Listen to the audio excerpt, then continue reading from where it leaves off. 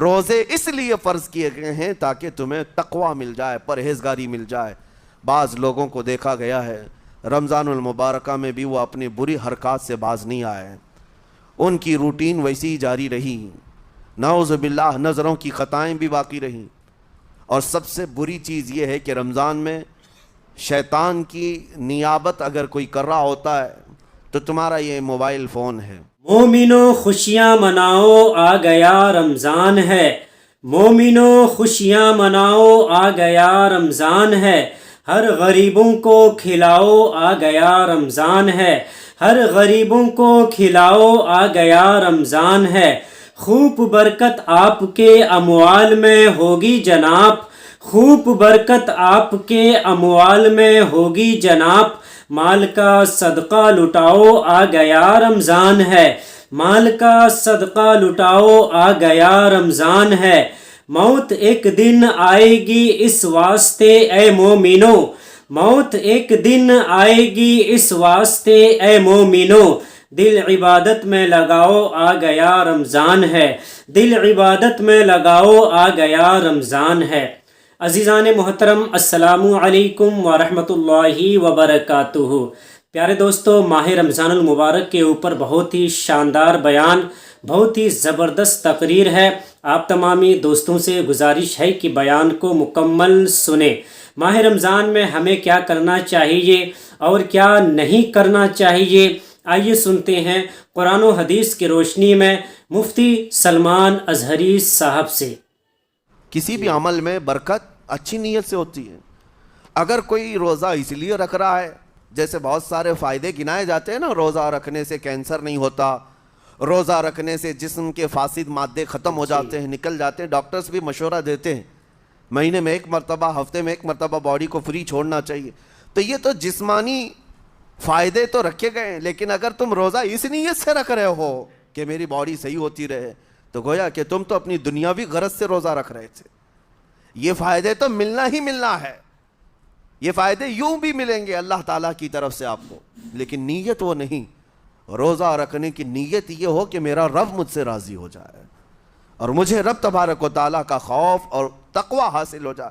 نیت میں برکت ہے، اور جن کاموں کو آپ اچھی نیت سے کریں گے اسی طرح ان کاموں میں اثر بھی پیدا ہوگا۔ روزہ رکھنے سے پہلے آج نیت یہی کریں کہ مولا تعالیٰ یہ روزہ میرے تمام برے اعمال کے لیے کفارہ ہو جائے، یہ ڈھال بن جائے۔ جانتے ہیں آپ، اپنے نفس امارہ کو روکنے کا سب سے بہترین آلہ بھوک ہے۔ بھوک، جتنا آدمی بھوک کے ذریعے سے اپنے نفس کو مار سکتا ہے دوسری کوئی چیز نہیں۔ آپ دیکھیں اس رمضان المبارک میں بہت ساری حلال چیزیں آپ کو حرام کر دی گئی ہیں، یعنی سحری سے لے کر افطاری تک۔ میں یہ نہیں کہہ رہا کہ شراب پینا حرام ہے، نشہ کرنا حرام ہے، وہ تو پوری زندگی بھر حرام ہے، لیکن آپ کو چاول روٹی تو حلال ہے نا، سبزے سیب پھل فروٹ تو حلال ہے، لیکن یہ حلال چیزیں بھی اللہ نے آپ پر حرام رکھی ہیں، روزے کے عالم میں نہیں کھا سکتے۔ سحری سے لے کر افطار تک یہ حلال لقمے، پانی تو حلال ہے، پاک ہے، لیکن آپ کے لیے روزے کے عالم میں حرام ہے۔ اسی طرح شادی شدہ مرد اپنی عورت کے ساتھ زندگی بھر کبھی بھی جمع کر سکتا ہے، رات میں سو سکتا ہے، لیکن حالت روزہ میں وہ حلال کام بھی حرام ہے، حلال کام بھی حرام ہے۔ اپنی عورت سے جمع کرنا حالت روزہ میں کیوں روکا گیا؟ کھانا پینا بھی حلال تھا، عورتوں کے ساتھ شباشی بھی حلال تھی، لیکن روزے کے عالم میں ان حلال چیزوں کو روکا گیا۔ تو آپ سوچ سکتے ہیں اس چیز کو، سوچ سکتے؟ وجہ یہ ہے کہ حلال چیزوں سے آپ کو روک کر بڑے حرام چیزوں سے بچانا مقصود ہے۔ آج اگر اپنے آپ میں اتنا کنٹرول کر لے جاؤ کہ چند حلال چیزوں سے دن بھر بچ سکتے ہو، انشاءاللہ رمضان کے بعد بڑی حرام چیزوں سے بھی اللہ آپ کو محفوظ رکھے گا۔ میرے عزیزو، برا ہے ان لوگوں کا، برا ہے ان لوگوں کا، برا ہے ان لوگوں کا جن کو میرے آقا صلی اللہ تعالیٰ علیہ وسلم نے دعائے ہلاکت فرمائی۔ اس سے بدنصیب کوئی ہو سکتا ہے جن کے لیے رسول رحمت صلی اللہ تعالیٰ علیہ وسلم کی دعائے ہلاکت ہوئی ہو؟ حضور صلی اللہ تعالیٰ علیہ وسلم ایک دن مسجد نبوی شریف میں تشریف لے جا رہے تھے، منبر پر آپ نے قدم رکھا، آمین کہا، پھر دوسرے زینے پر قدم رکھا، آمین کہا، تیسرے زینے پر قدم رکھا، آمین کہا۔ خطبہ مکمل کیا، صحابہ نے پوچھا یا رسول اللہ صلی اللہ علیہ وسلم ہر زینے پر آپ قدم رکھتے ہوئے آمین کس لیے کہہ رہے تھے؟ سنو، رسول پاک صلی اللہ علیہ وسلم ارشاد فرماتے ہیں کہ میں جب پہلے زینے پر قدم رکھا تو سید الملائکہ جبرائیل امین آئے اور دعا کرنے لگے۔ کیا دعا کیا؟ یوں کہا یا رسول اللہ صلی اللہ علیہ وسلم وہ شخص ہلاک و برباد ہو جائے جو آپ کا نام سنے اور پھر اس کے بعد درود نہ بھیجے۔ حضور فرماتے میں نے آمین کہا، حضور کا نام سنتے ہی آپ کی زبانوں پر درود آ جانا چاہیے۔ اللہم صلی علی سیدنا محمد وآلہ وصحبہ وبارک وسلم۔ میرے آقا فرماتے ہیں دوسرے زینے پر قدم رکھا تو جبرائیل امین نے یوں کہا یا رسول اللہ صلی اللہ علیہ وسلم وہ شخص ہلاک و برباد ہو جائے جو زندگی میں اپنے ماں اور باپ میں سے کسی ایک کے بڑھاپے کو پایا اور ان کی خدمت کر کے جنت نہیں حاصل کر سکا بلکہ ان کو ایسے ہی چھوڑے رکھا، ایسا شخص برباد ہو جائے۔ حضور فرماتے میں نے آمین کہا۔ پھر جبرائیل امین نے کہا تیسرے زینے پر قدم رکھتے ہی میرے آقا فرماتے ہیں جبرائیل نے یوں دعا کی کہ اے اللہ کے رسول وہ شخص ہلاک و برباد ہو جائے جو رمضان کا مہینہ پایا لیکن اس کا ادب نہیں کر سکا، اس کا احترام نہیں کر سکا۔ حضور فرماتے میں نے اس پر بھی آمین کہا۔ جس کی ہلاکت کے لیے جبرائیل امین دعا کر رہے ہوں اور اس دعا پر سید الانبیاء آمین کہہ رہے ہوں، ایسے شخص کی بربادی کا کیا انجام ہو سکتا ہے؟ وہ کتنا بد نصیب ہوگا۔ اسی لیے میرے عزیزوں مسلمانوں میں یہ رواج ہی نہیں ہونا چاہیے کہ اٹھ کر کے پوچھتے رہیں روزہ ہے کہ نہیں ہے، روزہ ہے کہ نہیں ہے۔ مسلمان ہے تو روزہ ہے، بے شک صحیح فرمان۔ اور یہ کوئی آپشنلی عبادت نہیں ہے کہ 4 رکھ لیا 2 نہیں رکھا، آپشنلی نہیں، یہ فرض عین ہے۔ ایک روزے کو چھوڑنے کا گناہ فرمایا گیا 600 سال تک اسے دوزخ میں رکھا جائے گا، 600 سال تک۔ یہ معمولی چیز نہیں ہے۔ اور جن کے پچھلے روزے قضا ہو چکے ہیں معاف نہیں ہوں گے، تھپڑ مار لیں گال پہ توبہ توبہ کر لیں معاف نہیں ہوں گے۔ توبہ تو کرنے کے ساتھ ساتھ قضا بھی کرنا ہوگا، جب موقع ملے سال بھر میں اپنے چھوٹے ہوئے روزوں کو واپس کرنا ہے۔ اس کی اہمیت میں آپ کو بتا دوں، ایک روزہ اگر جان بوجھ کر کے کسی نے توڑا یا چھوڑا تو جانتے ہیں اس کا کفارہ کیا ہے؟ اس کا کفارہ یہ ہے کہ اس کے بدلے میں دوسرے دنوں میں 60 روزے کنٹینیو رکھے۔ رمضان کا ایک روزہ پورا کرنے کے لیے 60 روزے رکھنے پڑ جائیں گے۔ ہاں اگر کسی عذر کی وجہ سے، کسی تکلیف کی وجہ سے چھوڑا تھا، بیمار تھا یا سفر میں تھا یا تکلیف کی شدت تھی، اس وجہ سے روزہ چھوڑا تھا، تو اس کے بدلے میں ایک روزے کی قضا ایک ہی روزہ ہوگی۔ لیکن بغیر کسی عذر کے، شہوت کی وجہ سے، نفس پرستی کی وجہ سے توڑا تھا یا چھوڑا تھا تو پھر 60 روزے رکھنے پڑ جائیں گے۔ اس سے اندازہ ہوتا ہے کہ ایک روزے کی اہمیت کیا ہے رمضان کے۔ اسی لیے میرے عزیزو یہ روزے آسان ہیں، روزے آسان ہیں، اس کو رکھ لو، اس کی جزا بہت بڑی ہے، اس کی جزا بہت بڑی۔ ویسے بھی آپ دوسرے دنوں میں لیٹ ناشتہ کرنے کے بھی عادی ہیں۔ ممبئی والوں کا تو حال یہی ہے، 12 بجے کے بعد 1 بجے 2 بجے تو ان کے ناشتے ہوتے ہیں، دوپہر کا کھانا تو شام 5 بجے ہو رہا ہوتا ہے۔ بس وہ ناشتہ سکپ کرنا ہے، دوپہر کے کھانے جو آپ کے ہوتے ہیں اس سے اور تھوڑا ایکسٹینڈ کر لیں تو افطاری کا وقت آ جاتا ہے۔ کوئی بہت بڑی دقت کی بات نہیں، کوئی بہت بڑے بوجھ کی بات نہیں، آسان ہے۔ آج الحمدللہ ہمارے 5 سال 6 سال کے بچے روزہ رکھ لیتے ہیں، تو بڑوں کو تو اللہ نے جو طاقت عطا کی ہے، روزہ ہرگز ترک مت کرو۔ لیکن ساتھ میں آج یہ میسیج ضرور دوں گا، نیت یہ کرو کہ مجھے تقوی مل جائے، مجھے پرہیزگاری مل جائے۔ اور یہ آپ کو خود چیک کرنا ہوگا، روزانہ رات کو نماز میں کھڑے ہو جاؤ تراویح کے، دیکھو کہ کتنی تبدیلی آ رہی ہے۔ آج میں نے روزہ افطار کیا، میرے اندر بدلاؤ آیا کہ نہیں آیا؟ اور اگر نہیں آ رہا ہے، کوئی تبدیلی نہیں آ رہی ہے، تو اس کا مطلب ہے آپ تقوی نہیں حاصل کر رہے، آپ تو روز مرہ کی روٹین پر چل رہے ہو۔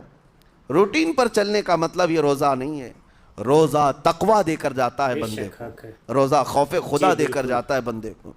اسی لیے میرے عزیزو آج دیکھیں آپ بہت ساری برائیوں سے رمضان میں بچ جاتے ہیں، تھوڑی اور محنت کی ضرورت ہے۔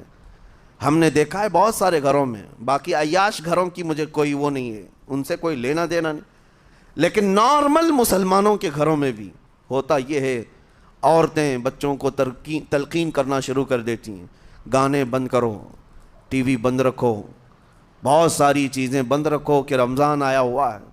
اور رمضان میں اگر ٹی وی لگا بھی لیا تو کچھ اسلامک چیزیں دیکھنے لگ گئے۔ ماحول تم نے خود ہی بدلا ہے اپنے گھر میں، کچھ چیزوں کو آپ نے بدلا ہے اور کچھ چیزوں کا ادب آپ نے کرنا شروع کیا ہے۔ اسی کو اور تھوڑی سی محنت کے ساتھ بڑھا لیا جائے، قسم رب ذوالجلال کی ہر برائی رمضان میں ہی آپ سے ختم ہو جائے۔ جس کی کوئی چیز چھوڑنے پر نہیں چھوٹتی ہے وہ رمضان میں کر کے دیکھ لے، اللہ کی بارگاہ میں یاد کرے کہ مولا دن بھر میں تیری رضا کے لیے بچ رہا ہوں، مجھے میری باقی زندگی میں ان گناہوں سے بچا لے۔ وہ رحمان ہے، جب وہ تمہیں اس کے بدلے میں جنت دیتا ہے تو یہاں برائیاں کیوں نہیں چھڑواتا؟ یقیناً وہ برائیوں کو تم سے دور کرے گا۔ قرآن کا فرمان عالی شان لعلکم تتقون، اسی پر میں نے آپ کے سامنے بات رکھی ہے۔ روزے اس لیے فرض کیے گئے ہیں تاکہ تمہیں تقوی مل جائے، پرہیزگاری مل جائے۔ بعض لوگوں کو دیکھا گیا ہے رمضان المبارکہ میں بھی وہ اپنی بری حرکات سے باز نہیں آئے، ان کی روٹین ویسی ہی جاری رہی، نعوذ باللہ نظروں کی خطائیں بھی باقی رہیں۔